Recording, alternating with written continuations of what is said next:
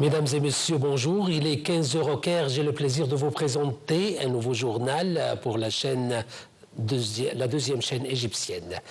On commence tout de suite à la une. Les autorités égyptiennes sont parvenues à libérer, en coopération avec la République du Soudan frère, les Égyptiens enlevés par les forces de soutien rapide au Soudan. Les Égyptiens libérés ont été remis à Khartoum, puis au Port-Soudan et enfin en Égypte. Ceci intervient à la suite des directives du président Abdel Fattah el-Sisi, exhortant de prendre toutes les mesures nécessaires pour sauver les Égyptiens captifs au Soudan et les ramener en Égypte.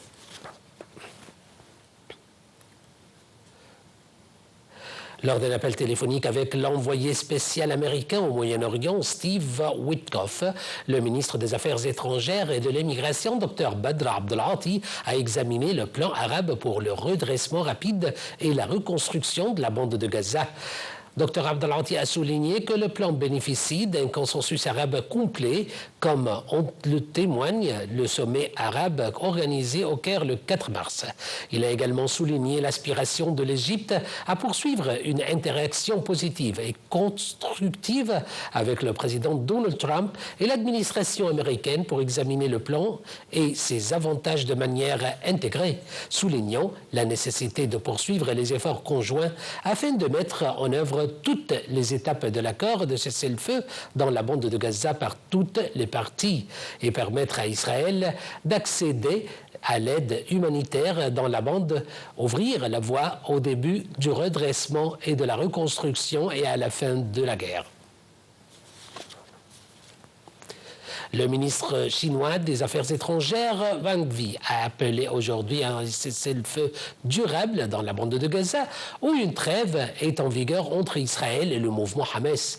Lors d'une conférence de presse, Wang Yi a assuré que la bande de Gaza fait partie des territoires palestiniens et qu'elle appartienne au peuple palestinien, affirmant que tout changement de son statut par la force causera un nouveau chaos et ne réalisera pas la paix. Wang Yi a ajouté qu'il ne faut pas défier la volonté du peuple en niant son droit à la paix. Le haut responsable chinois a souligné que le monde ne jouira pas de la stabilité sans qu'il y ait une paix globale au Moyen-Orient. Une dizaine de convois d'aide humanitaire continuent d'affluer sur le terminal de Rafah en prévision de leur transfert vers la bande de Gaza via les points de passage d'Al-Ogwa et de Karm Abu Salem dans le cadre des efforts égyptiens continus pour soutenir les frères palestiniens à la lumière de l'aggravation de la crise humanitaire. Le terminal de Rafah continue d'accueillir un nouveau groupe de patients et de blessés en provenance de la bande de Gaza qui viennent en Égypte pour être soignés dans les hôpitaux égyptiens. Passons en Syrie, où de violents affrontements dans le nord-ouest de la Syrie entre des membres de forces de sécurité et des combattants fidèles au président déchu Bachar el-Assad ont fait plus de 70 morts.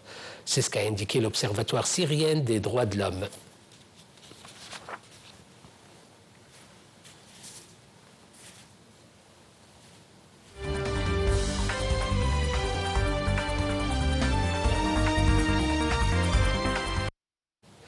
Et passant en Europe, où l'envoyé spécial du président américain Donald Trump a déclaré qu'il devait rencontrer des responsables ukrainiens à Riyad pour discuter d'un accord de paix et de trêve précaire en Ukraine.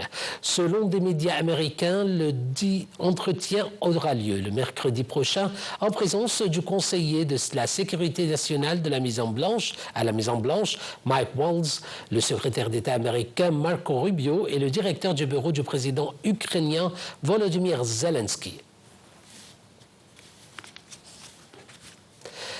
Un tribunal sud-coréen a annulé aujourd'hui pour vice de procédure le mandat d'arrêt en vertu duquel le président suspendu Yoon Suk-yeol est incarcéré depuis janvier pour sa tentative ratée d'imposer la loi martiale. Une décision qui n'entraîne toutefois pas sa remise en liberté immédiate. L'équipe juridique de M. Yoon avait intenté le mois dernier d'un recours contre le maintien en détention de leurs clients, soutenant que les procureurs l'avaient inculpé un jour après l'expiration du mandat en vertu duquel il était détenu après sa tentative ratée de suspendre le régime civil en décembre.